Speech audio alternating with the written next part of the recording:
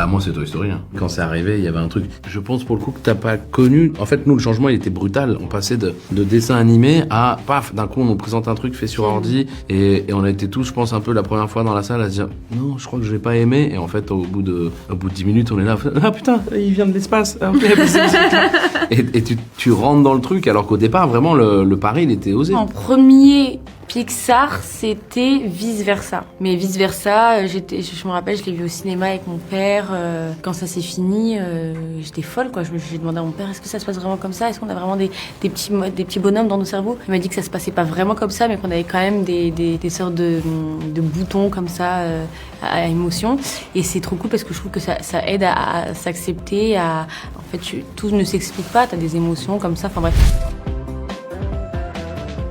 Dans toutes les animations, c'est compliqué. Hein. Mama Coco, parce qu'elle est touchante, elle est attendrissante, elle est intelligente, elle est belle. Dory, parce qu'elle est folle, parce qu'elle est trop touchante aussi avec son amnésie. Enfin, tu vois, moi, il y a un dialogue que je m'en lasse pas. C'est quoi, l'océan n'est peut-être pas assez grand pour toi, quoi. Tu veux te battre, quoi. L'océan n'est peut-être pas assez grand pour toi, c'est ça? Hein? T'as un problème, petit?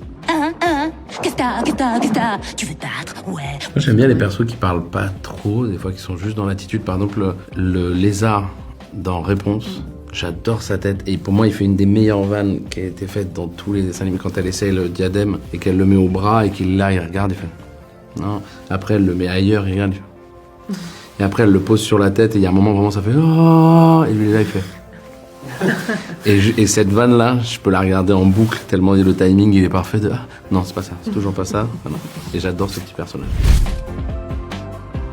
Moi, c'est vraiment les persos qui ont des voix, tu vois, faire un Jafar, faire un personnage, un truc un peu machin, tu vois, qui a du coffre, Enfin, je trouve qu'aller créer une voix, c'est cool. Il me faut trouver ce diamant d'innocence. Même un Pumba, un truc un peu plus lourd, même un Timon un peu plus haut, enfin, tu vois, ce truc un peu d'aller... En tout cas, un truc qui te demande du travail, quoi. Je cite souvent, c'est pas la même famille, mais Gad Elmaleh avec Moi Moche et Méchant, tu vois, je trouve ça chambé. Il a vraiment créé un perso... Gros, il existe quoi. Moi je dirais que c'est Dory en fait. Ça part dans tous les sens, elle est extravagante et puis elle a une voix aussi aiguë. Tu devines jamais ce qu'elle va faire après. J'ai l'impression que dans l'intonation, ça doit être fatigant, ça va pas être facile de faire Dory. Je pense que ce serait une bonne expérience.